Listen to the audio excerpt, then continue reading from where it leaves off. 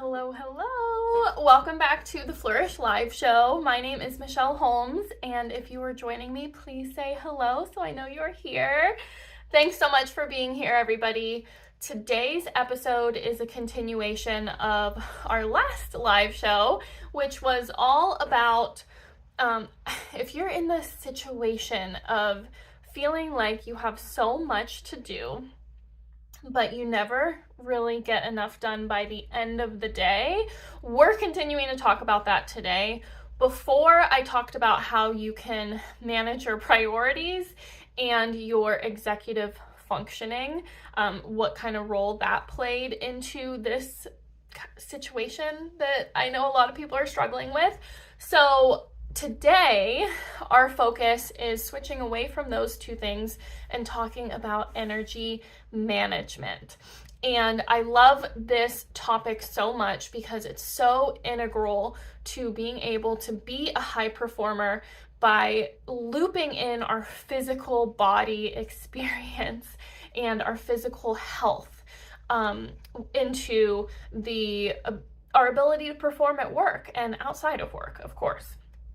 So we actually have a full podcast episode about this. So if you want to listen to that, please comment below. It's episode 14 of the Flourish podcast, available on all streaming platforms. But if you comment below, I'll just shoot it over to you. So super easy. And it's a really great episode. I love all of the episodes that we do, but I thought that one was just so important, with some really tangible, actionable things to give our community. So we like to have a tangible podcast, something that we can really give. Our podcast is just an awesome way for us to give back to people and give them some value. So anyways, great episode, but today I'm also going to talk about it. So if you're here with me right now, you are in the right place.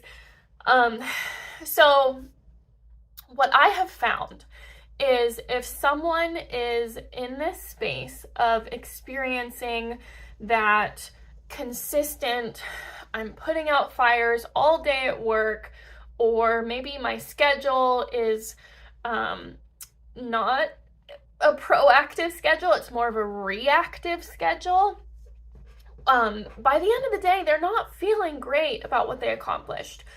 Or maybe they literally have not accomplished what they set out to do. So how could they feel great about it, right? They're getting off task or off track. And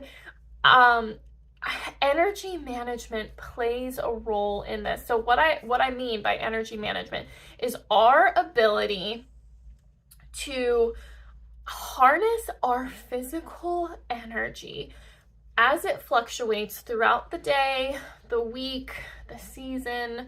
We see this even on a yearly basis. So how we feel in the summer is a lot different than how we feel in the winter, just biologically, right? So having this ability of the awareness and then being able to harness that awareness that we have, so those fluctuations, to ride the wave of those fluctuations, is so powerful. It's so important. So there's a few things. I have some notes here. Now, I also have my Flourish planner. So this is the Flourish planner, and I developed this with some tracking metrics in here, and I want to share some of those metrics with you today. So if you're just starting out and you want to put this into practice into your life, where should you start? Number one, tracking your sleep. This is so important because when we are going through life, a lot of the time we are just rolling with it. Whatever hand we are dealt, we are dealing. And tracking our sleep can really put some things into perspective. Not only does it help us have that connection and that awareness to, okay, when I get 6 hours of sleep, I feel like this. When I get 9 hours of sleep, I feel like this. We're able to take that information and be really proactive with it.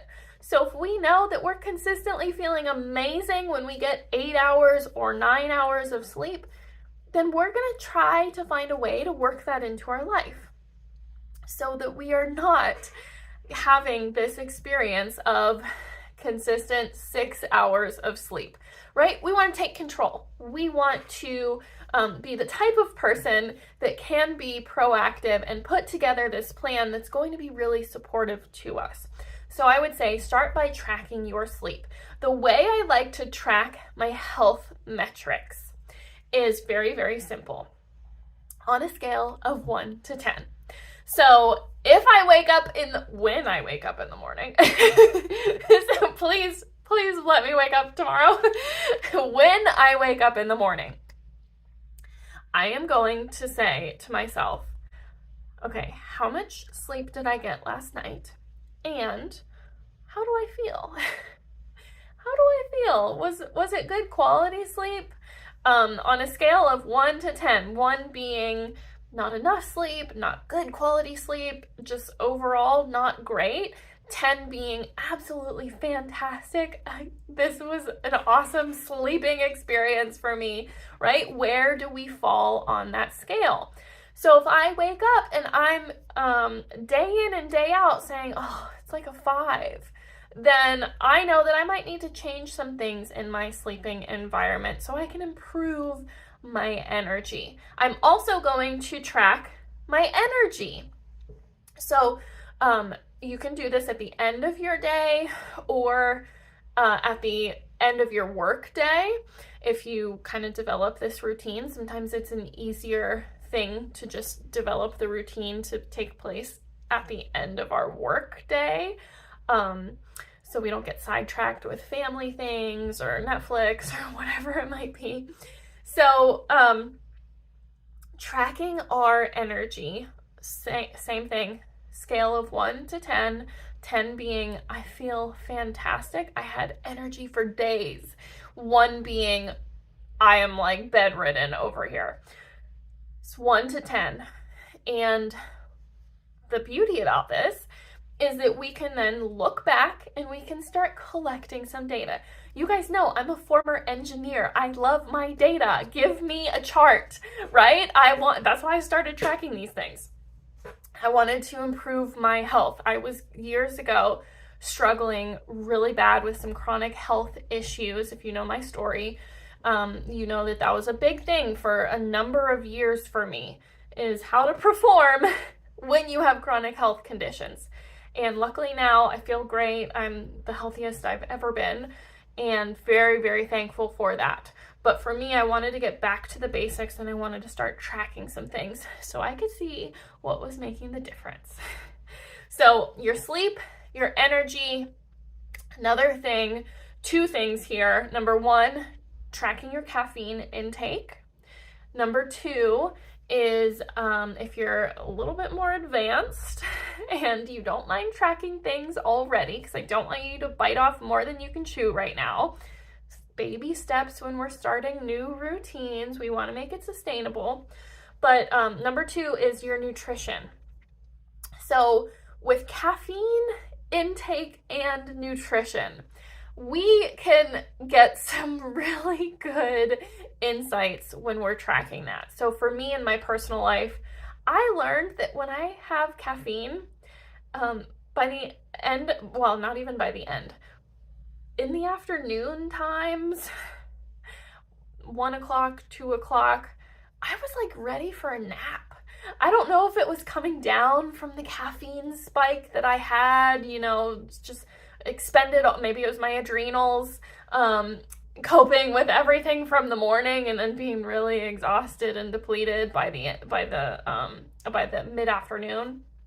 So I felt really terrible when I had caffeine. It wasn't until I got off of caffeine as an experiment, self-experiment, and I was able to track how do I feel in the rest of my day when I'm not having caffeine. And that's where I made the connection. I, before, never knew that glass or cup, a glass of iced coffee, I guess, a cup of hot coffee, that was really affecting me, and it was. Another thing I learned is tracking my nutrition.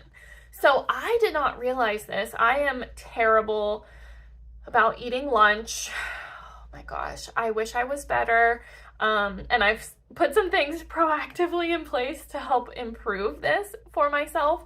But I've had such a flexible career for myself over the last decade almost. Yeah. Like I've had a really autonomous, flexible career, and I would find that I was just like on the go. I was just doing my thing. A lot of times I'd be in this creative mode, and it was like noon, and I didn't want to stop what I was doing just to figure out what to eat for lunch. Like, oh my gosh. I also wasn't that tuned into my body, so I didn't know that, oh, am I feeling hungry right now? Like, I didn't have that connection like a lot of people do. So anyways, that's just part of my personal struggle on my own journey. But what I found was when I was either skipping lunch or eating too late in the day, sometimes, I'm not kidding you, I'd have lunch around like 3 or 4 p.m. And I know that's probably terrible.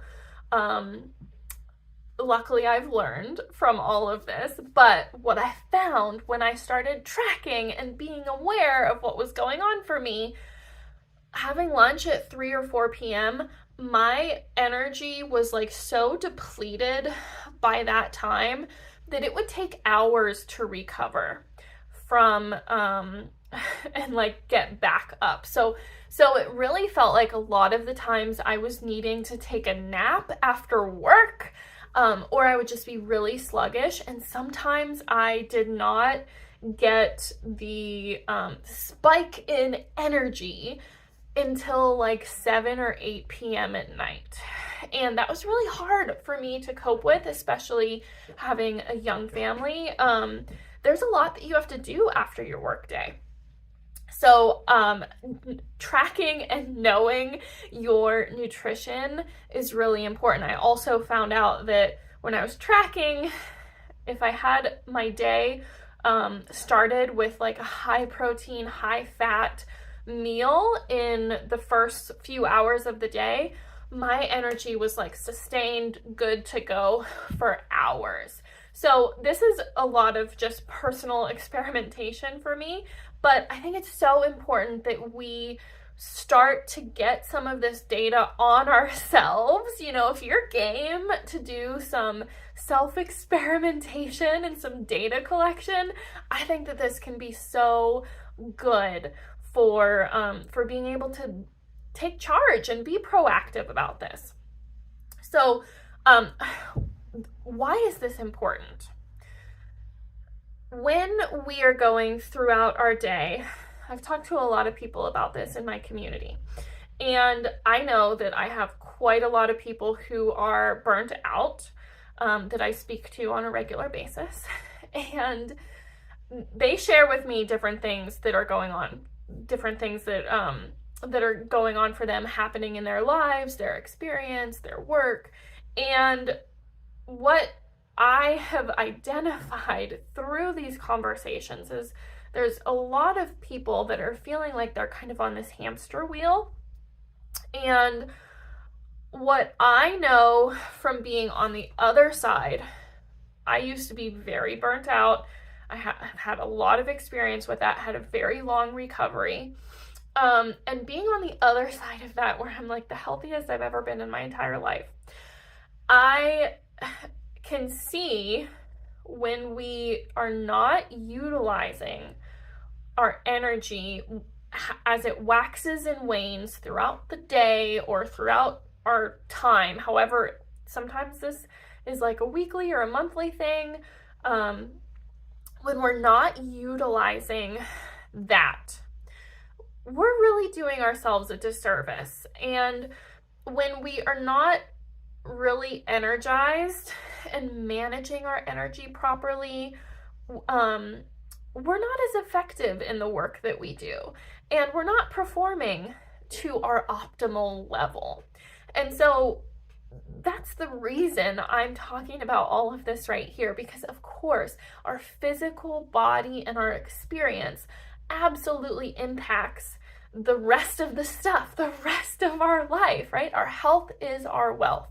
So if we want to increase our performance, whether that's at work or outside of work, if, like, I'm not kidding you, I've had people respond to my surveys and just say, all I want is the energy to do a single thing after work. Right? That's yes, we deserve that. We are meant to have energy after our work. We are not honoring ourselves if we are going when we are already depleted. And so being able to find ways to increase our energy, very important. But also just this simple act of being aware and identifying, well, how are we doing? I find that that is so important as a first step for people, because a lot of people are going through their life completely disconnected from their physical body, especially people who are very cognitive, so very mentally based, right? They're in their heads a lot. I found this through engineering school. By the end of engineering school, I swear to you, we were graduating with an engineering degree and an anxiety disorder. I'm not joking. Like, I noticed it at that time. It's like, wow, like everybody's super in their head. And in some ways, like, we're trained to do that. And definitely I would say that we're trained in these different roles that we have, but the life that we live, right? Very fast paced, very cognitive based. So knowing our energy and being able to harness our energy is really important. What do I mean by harnessing our energy? What I mean is, if you are someone who feels great in the beginning of the day, don't start your day doing the stupid admin tasks that you hate doing, right? Use that energy to do the things that are really important on your task list, not the stuff that you're like, okay, well, if I just get to it, I get to it. No, if that's important to you, move it to when you feel motivated, when you feel really good, when you're full of energy, you have that momentum and that motivation. I noticed for me, because I was tracking, I found that around lunchtime, I felt like a burst of creativity. And so I know that around lunchtime, I am not spending my time in my emails. And I'm not spending time doing bookkeeping at that time. I am doing things like writing content. I am doing some of the needle moving activities, right? So I'm using that influx of energy. I'm using that feel good time to my advantage.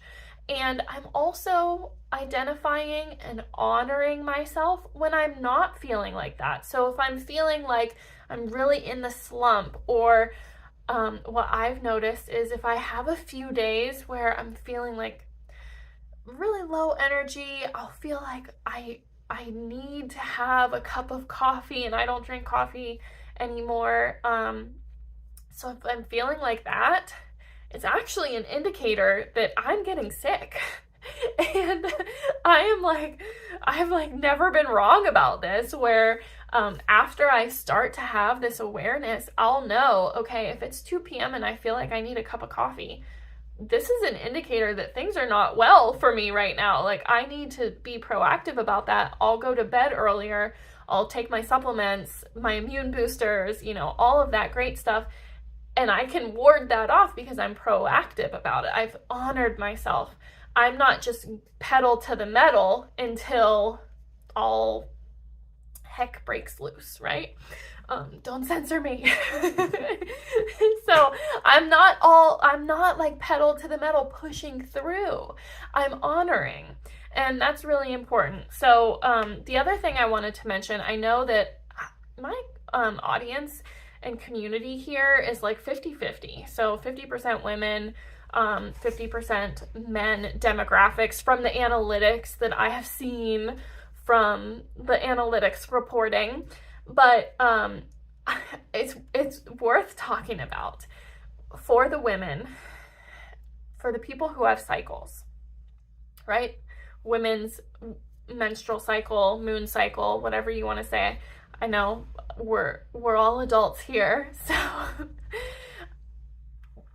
you are dealing with a biological cycle that makes you feel different at different parts of the month. And we can't just blindly forget about that. We can't just like avoid it like it doesn't exist. It actually does exist. And there are things that we can do to make that experience better for ourselves. But I want to point out that, yeah, that's something that we do need to be aware of. So for me, when I worked for somebody else, I would actually try to block out time in my schedule. Because what I found was, okay, at certain times, I was not up for going to a ton of networking events. I was not up for giving a 2-hour presentation, right? Like, that didn't make me feel good. That was really hard for me. And with the chronic illness stuff that I had, that was exceptionally hard for me at different times and different years. So we need to also wrap that into our energy management awareness and plan. Okay, so I did want to mention that. I know, like I said before, I know it's like kind of split here with the demographics, but an important consideration. And if you are a man right now or you don't have a cycle, then this is your reminder to be more compassionate to the people that do, because we are all kind of managing as best we can, right? Some of us have other things to manage that others don't. So I wanted to wrap up with just this whole idea of the takeaway from today is really getting aware and starting to be an active participant. Because if you follow me, you know hopefully you know my feelings on personal development, and that is, yes, we can honor where we are at and we can strive for more in a very compassionate way for ourselves. So we can give ourselves grace. We are not delusional about what we want to achieve or where we're at in life. We can be really compassionate and set these milestones for ourselves while enjoying the journey along the way. But my people, the people who really connect with me, they do want to be proactive. And they do want to improve their situation. So I hope that this provides value for you today. Please let me know. Feel free to comment below and tell me, do you track your energy? Is this a new concept to you? Do you think you could benefit from doing something like this? I'd love to hear from you. The next thing we're going to talk about in our next Flourish Live show is how fulfillment and connection to our work really impacts this feeling of I'm on this hamster wheel and I'm never really getting enough done. So we have that to look forward to next time. Please let me know if you want me to tag you in that so you don't miss it. That will be coming out probably in 2 weeks from now. So have a look for that or comment below and I can tag you in it when it goes live. And I hope you have a wonderful rest of your day. Bye, everybody.